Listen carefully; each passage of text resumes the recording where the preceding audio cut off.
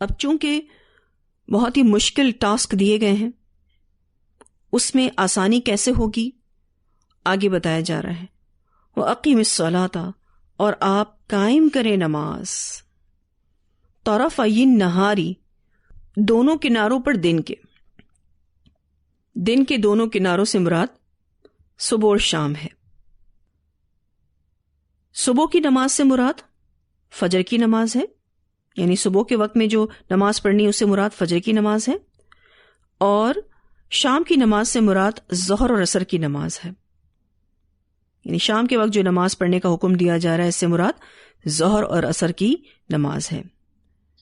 وَزُلَفًا، اور کچھ حصہ من اللیل، رات میں سے۔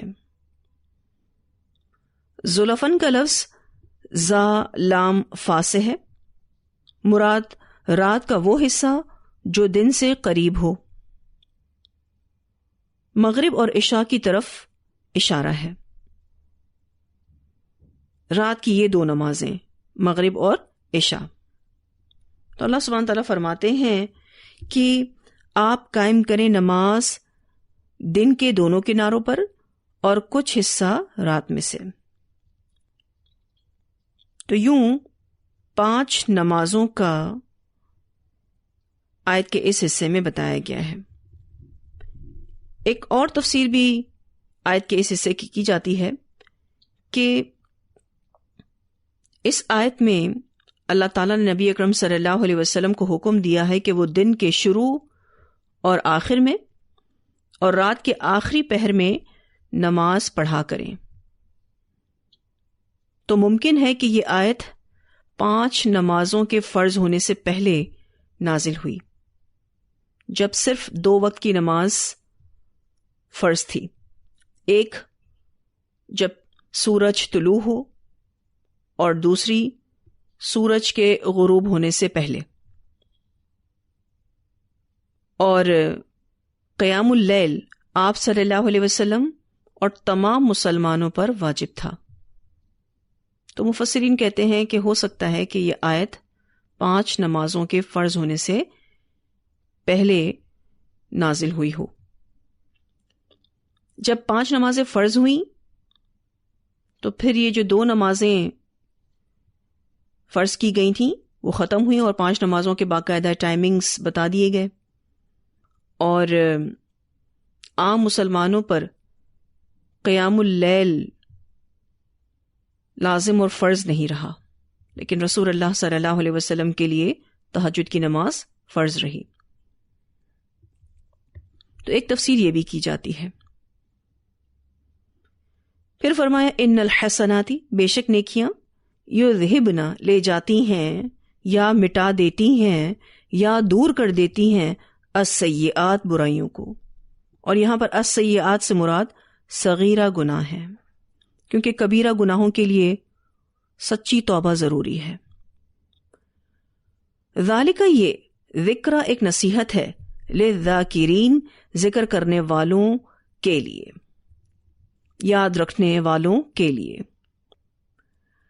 پیچھے بات ہو رہی تھی استقامت کی، سیدھے راستے پر قائم رہنے کی، پھر اسی طرح سے سرکشی اور بغاوت سے خود کو بچانے کی، پھر یہ کہ ظالم کی طرف نہ جھکنے کی۔ تو ان مشکل کاموں کے لیے جو چیز مددگار ہے وہ ہے نماز، جس میں انسان اللہ سے مدد مانگتا ہے کہ یا اللہ تو مدد کر دے۔ جب انسان سیدھے راستے پر چلتا ہے تو اس کو کئی مشکلات کا سامنا کرنا پڑتا ہے۔ ایسا نہیں ہے کہ وہ بہت سموتھلی جا رہا ہوتا ہے، اس کو ٹھوکریں بھی لگتی ہیں، اس سے غلطیاں بھی ہو جاتی ہیں، وہ بھول بھی جاتا ہے۔ اس طرح دین کے راستے پہ چلتے ہوئے انسان سلپ ہو جاتا ہے، جیسے آپ فزیکلی بھی چلتے چلتے کبھی سلپ ہو جاتے ہیں، بالکل اسی طرح سے دین کے راستے پر چلتے ہوئے بھی انسان سلپ ہو جاتا ہے، کبھی اللہ کے حق میں کمی کر جاتا ہے، کبھی بندوں کے حق میں کمی کر جاتا ہے۔ ایسے میں انسان کو بڑی شرمندگی ہوتی ہے، ندامت ہوتی ہے۔ تو اس کا بہترین حل نماز ہے۔ اسی لیے اللہ سبحانہ تعالیٰ فرماتے ہیں کہ آپ نماز قائم کریں دن کے دونوں کناروں پر اور کچھ حصہ رات میں سے۔ پھر فرمایا کہ نیکیاں گناہوں کو دور کر دیتی ہیں۔ بہت ہی اہم میسج ہے، ان الحسنات یذہبن السیئات۔ اس کی 3 صورتیں ہیں. پہلی صورت، بکثرت نیکیاں کرنے سے گناہ معاف ہو جاتے ہیں. آپ جتنی نیکیاں کرتے جائیں گے آپ کے نامہ اعمال سے جو صغیرہ گناہ ہیں وہ معاف ہوتے جاتے ہیں. پھر یہ کہ برائی کی عادت چھوٹ جاتی ہے، کیونکہ اس کی جگہ کس نے لے لی؟ اچھائیوں نے. تو نیکیاں گناہوں کو لے گئی نا. پھر اسی طرح سے معاشرہ بھی نیک ہوتا ہے. جب لوگ نیکیوں کی طرف آتے ہیں، ہر طرف لوگ اچھے کام کر رہے ہوتے ہیں، تو معاشرہ بھی نیک ہوتا ہے. تو نیکیاں برائیوں کو لے گئیں، مٹا گئیں. آپ صلی اللہ علیہ وسلم نے فرمایا، جو مسلمان گناہ کر بیٹھے اور وضو کر کے 2 رکعتیں پڑھ لے، پھر اللہ سے اس گناہ کی معافی مانگے تو وہ اس کے گناہ کو معاف کر دیتا ہے. اسے ابو داؤد اور مسند احمد نے روایت کیا ہے. اور جیسا کہ میں نے ذکر کیا کہ یہاں پر سیئات سے مراد صغیرہ گناہ ہیں. تو صغیرہ گناہوں کو مٹانے کا بہترین طریقہ یہ ہے کہ انسان کثرت سے نیکیاں کرتا جائے. اور آپ دیکھیے کہ ہم انسان ہونے کے ناطے کتنی مسٹیک کرتے ہیں، ہمارے اعمال میں کتنی کمزوری آ جاتی ہے. تو زیادہ سے زیادہ نیکیاں کرنی ہیں تاکہ ہمارے گناہ معاف ہو جائیں. ایک روایت آتی ہے، نبی اکرم صلی اللہ علیہ وسلم نے فرمایا، آدمی کی آزمائش اس کی بیوی، اس کے مال، اس کی اولاد اور اس کے پڑوسی میں ہوتی ہے. یعنی ان تمام چیزوں سے وہ انسان آزمایا جاتا ہے. اور اس آزمائش میں اگر ناکامی ہو جائے، یعنی وہ ان کے حقوق ادا نہ کر سکے، تو اس کا کفارہ نماز کرتی ہے، روزہ کرتا ہے، صدقہ کرتا ہے، نیک بات کا حکم کرنا اور بری بات سے روکنا کرتا ہے. اسے بخاری نے روایت کیا ہے. اب آپ دیکھیے تو انسان کی جو آزمائش ہوتی ہے، ٹیسٹ ہوتے ہیں، اور جب وہ ان ٹیسٹ میں فیل ہوتا ہے تو اس فیلئر سے اس کو نماز، روزہ، صدقہ اور امر بالمعروف اور نہی عن المنکر بچاتا ہے. یعنی اس آزمائش سے ریلیٹڈ جو بھی غلطیاں ہوئیں وہ ان نیک اعمال سے مٹ جاتی ہیں. ایک اور روایت آتی ہے، نبی اکرم صلی اللہ علیہ وسلم نے فرمایا، بتاؤ اگر کسی کے دروازے کے سامنے کوئی نہر جاری ہو اور وہ اس میں ہر روز 5 مرتبہ نہاتا ہو تو تم کیا کہتے ہو کہ یہ نہانا اس کے میل کو باقی رہنے دے گا؟ صحابہ نے عرض کیا، رسول اللہ صلی اللہ علیہ وسلم، اتنا نہانا تو اس کے میل کو ذرا سا بھی باقی نہیں چھوڑے گا. یعنی اگر کوئی 5 مرتبہ دن میں شاور لے لے تو اس کے جسم پر کہاں سے میل بچے گا؟ رسول اللہ صلی اللہ علیہ وسلم نے فرمایا، یہی مثال 5 نمازوں کی ہے، اللہ تعالیٰ ان کے ذریعے گناہوں کو مٹا دیتا ہے. اسے بخاری نے روایت کیا ہے. اب آپ دیکھیے، ایک نماز آپ پڑھتے ہیں، پھر دوسری نماز پڑھتے ہیں، تو ان دونوں نمازوں کے درمیان ہونے والے گناہوں کو اللہ سبحانہ تعالیٰ ان نمازوں کی برکت سے مٹا دیتے ہیں.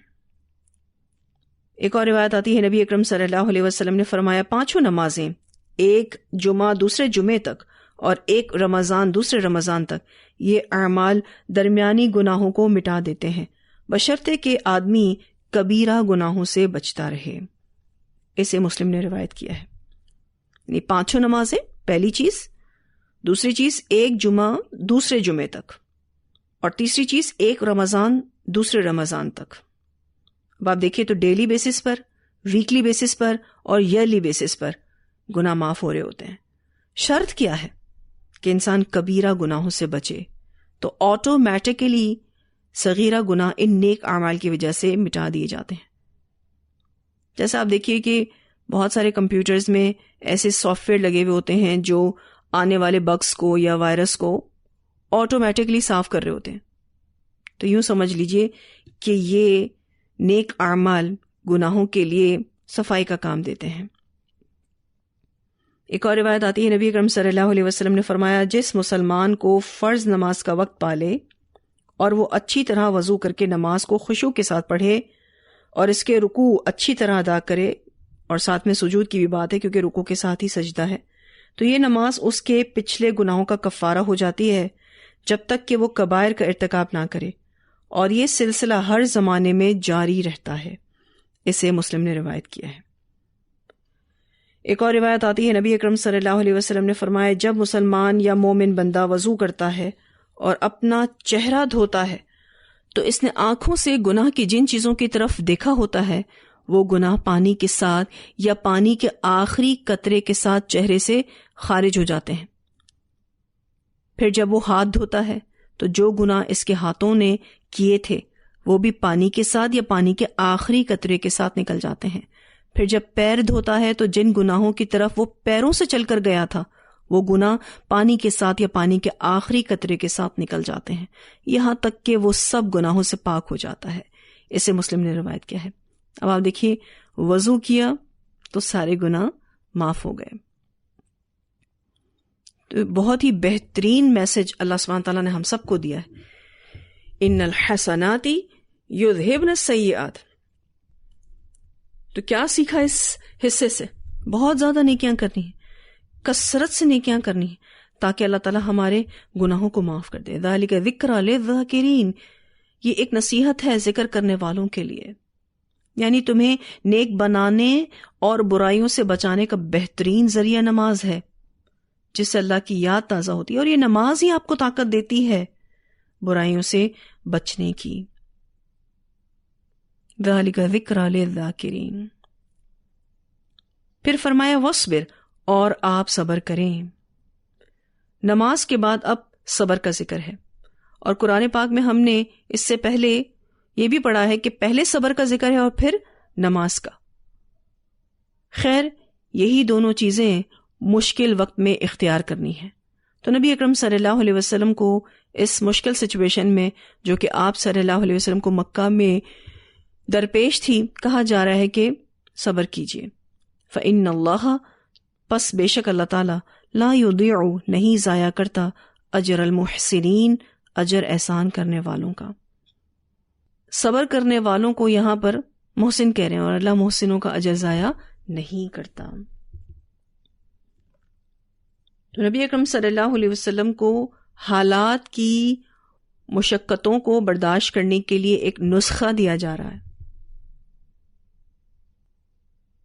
کہ آپ صبر کریں، کیونکہ صبر سے ہی مشکلیں حل ہوں گی، اللہ تعالیٰ کی مدد آئے گی، اور صبر سے بہترین کوئی اور حل ہے ہی نہیں۔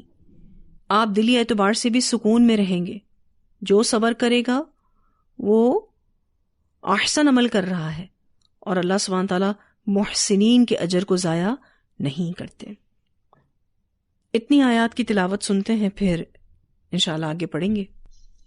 وَلَقَدْ آتَيْنَا مُوسَى الْكِتَابَ فَاخْتُلِفَ فِيهِ وَلَوْلَا كَلِمَةٌ سَبَقَتْ مِنْ رَبِّكَ لَقُضِيَ بَيْنَهُمْ وَإِنَّهُمْ لَفِي شَكٍّ مِّنْهُ مُرِيبٍ وَإِنَّ كُلًّا لَمَّا لَيُوَفِّيَنَّهُمْ رَبُّكَ أَعْمَالَهُمْ إِنَّهُ بِمَا يَعْمَلُونَ خَبِيرٌ فَاسْتَقِمْ كَمَا أُمِرْتَ وَمَنْ تَابَ مَعَكَ وَلَا تَطْغَوْا إِنَّهُ بِمَا تَعْمَلُونَ بَصِيرٌ وَلَا تَرْكَنُوا إِلَى الَّذِينَ ظَلَمُوا فَتَمَسَّكُمُ النَّارُ وَمَا لَكُمْ مِنْ دُونِ اللَّهِ مِنْ أَوْلِيَاءَ ثُمَّ لَا تُنصَرُونَ